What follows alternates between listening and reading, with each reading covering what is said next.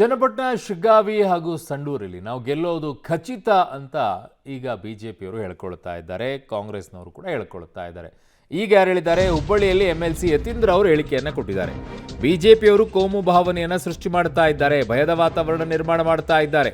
ಚುನಾವಣೆಯ ಸಂದರ್ಭದಲ್ಲಿ ಈ ರೀತಿ ಅಪಪ್ರಚಾರ ಮಾಡ್ತಾರೆ. ಅಪಪ್ರಚಾರ ಮಾಡಿ ಮತ ಪಡೆಯುವ ಹುನ್ನಾರ ಅಂತ ಯತೀಂದ್ರ ಅವರು ಹೇಳಿದ್ದಾರೆ.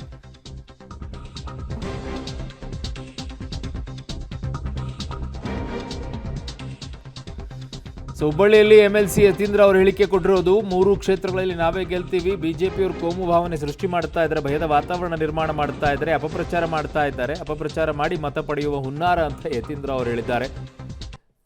ಇದು ಯತೀಂದ್ರ ಅವರ ಮಾತು, ಕೇಳಿಸ್ಕೊಳ್ಳಿ. ಚನ್ನಪಟ್ಟಣ ಮತ್ತು ಶಿಗ್ಗಾವಿ ಎರಡೂ ಕಡೆ ಪ್ರಚಾರ ಮಾಡ್ತಾ ಇದ್ದೇನೆ. ವಯನಾಡು ಕೂಡ ಹೋಗಿದ್ದೆ.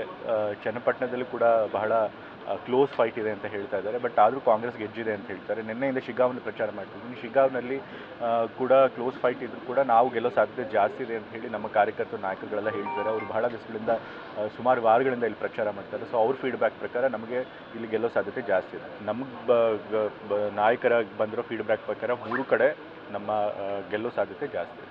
ನಾನು